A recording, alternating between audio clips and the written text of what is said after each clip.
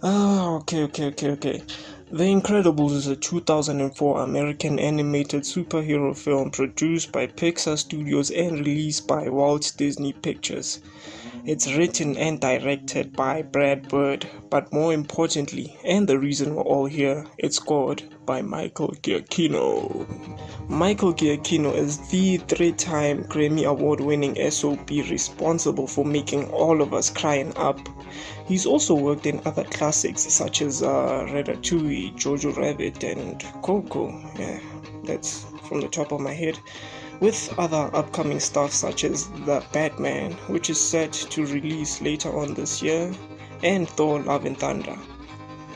For the incredible score, Brad wanted a retro-futuristic sound to match the film setting, and who better than the man who composed scores for 11 James Bond films between 1963 and 1987, as well as arranged the iconic James Bond theme.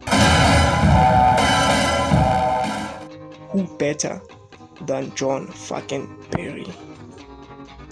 But yeah, John Barry turned Brad Bird down, citing that he didn't wish to duplicate the sounds of his earlier career soundtracks.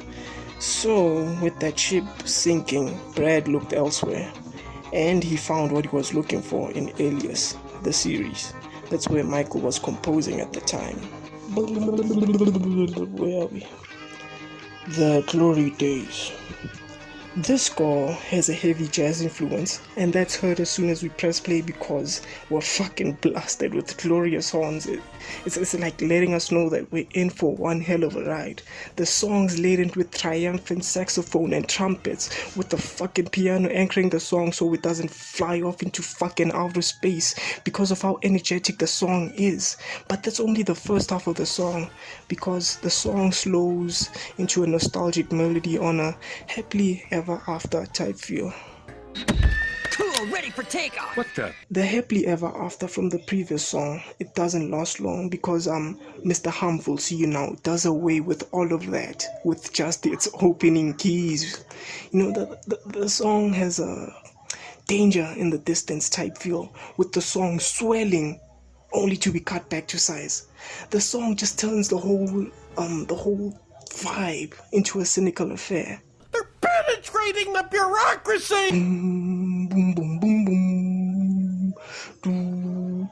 The minimalism in the song's opening makes it feel like you're being stalked, and then with the instruments slowly sneaking in, makes it feel like the stalker is inching in closer to you, and then the song fucking explodes out of nowhere, and then just stops just as quick as it jumped out. It's like being, yeah, that's all I can say, yeah. Could be trouble. No, he's quite tight. You know, the song has a very sigh of relief vibe about it, you know. The glorious horns feel wholesome, while there are some aggressive elements like that dun dun dun dun dun in the song. But it's a gentle aggression, you know. It's one of my favorite songs in this OST. I don't know what you call it. Hey, look. Off to Work. Off to Work has a sophisticated jazzy feel to it, you know, a you're not on my level type thing. And then when the harps come in, like, they just give the song a grand feeling, like you're looking at something really beautiful, like a really beautiful landscape. He's a disruptive influence. New and Improved. New and Improved is probably my least favorite song in the score, because it starts off bold the same way the Glory Days does, and then it levels down to build anticipation, and then it builds, and when the time comes to deliver on the setup, the song just ends.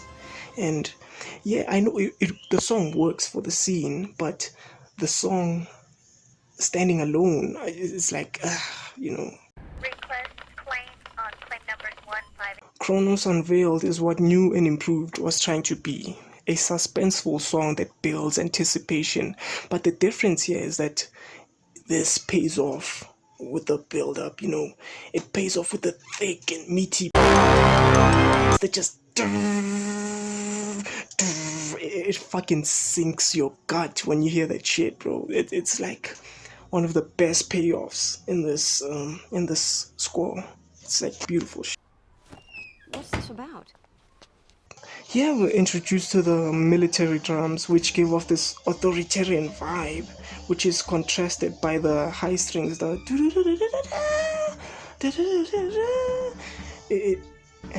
a touch of xylophone, which gives the song a cute or innocent vibe to it. You know, it's like, yeah.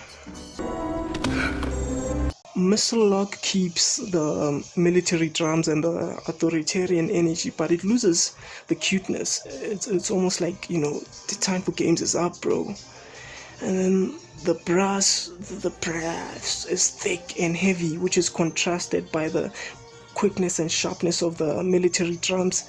It has a very David versus Goliath feel to it, where David slays the giant but doesn't move out the way of his falling corpse. So Goliath falls on David and kills him. You know, that's how the song feels.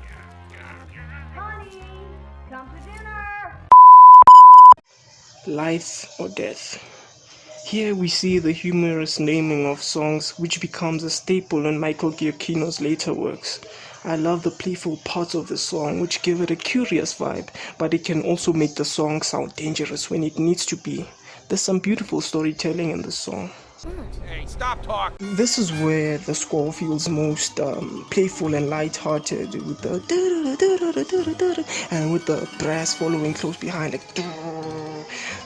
it's following the high, fast-paced action, and the song is playful, but the danger is never far behind. It's beautiful, man, beautiful, just like the sea.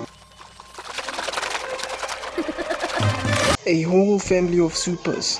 The first half of the song feels long and drawn out, and then it climbs to a fucking high, and then it's quickly cut back to size, which is followed by a goofy ass trumpet, which sounds like it's mocking the song for even trying to climb that high. I mean, listen to this.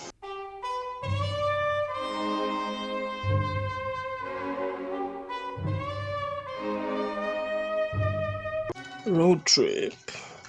Road Trip has the 60th feel of all the songs in this thing. It sounds like you're watching a corny ass 60s superhero show. That's all I could say. Escaping No Man's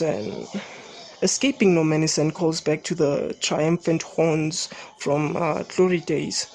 I love this. I fucking love the storytelling in this score. I love that in all the times the song is being called back, it's never as powerful as it was in Glory Days. And the time it almost reaches that high again, it's in a song referencing family, which is quickly cut back to size. Beautiful storytelling from Michael Giacchino. This whole score, bro. This whole score is like Showtime. Saving Metroville. Saving Metroville opens with a more calculated and mature rendition of Glory Days, but then it develops into a culmination of what you've been listening to the entire album. It works as the climax. While this is not the climax of the album, it's the climax of the film. But yeah, we're not talking about the film now. So yeah. I'm alive! Yeah!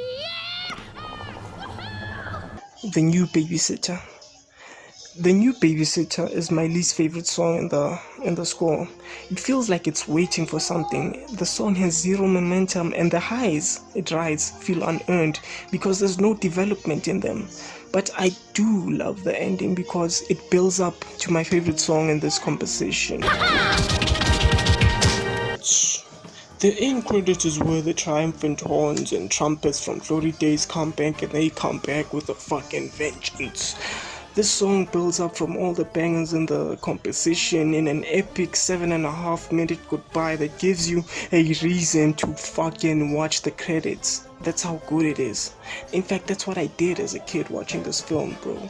I always watched the credits because I enjoyed listening to the song. And yeah, that's it. This score enhances the film story and it works as its own thing. It tells its own story, and you rarely hear the same thing twice. And if you do, it's so it can help tell a better story. Everything about it, just the energy of this score. It has so much energy, and Michael Giacchino is a master storyteller. And yeah, that's it.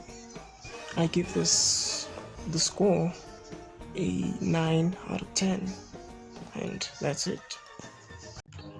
Okay, I think we're done. Hit the like and subscribe if you enjoyed that, because there will be more. Follow me on my social media, and yeah, see you next time.